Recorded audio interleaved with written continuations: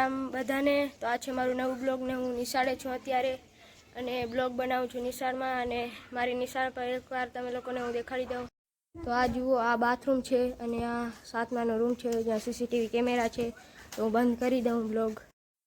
તો અમે 15મી ઓગસ્ટમાંથી આવી ગયા છીએ અને હવે ઘરે જઈએ છીએ. તો ઘરે જઈને તમે લોકોને હું મળું. એ અમે ઘરે પોચણ જ આવ્યા છીએ, રસ્તામાં છીએ.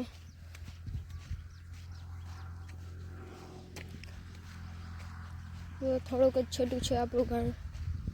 તો આપણે ઘરે જઈએ. અને હું ઘરે પહોંચી ગયો છું હમણાં જ.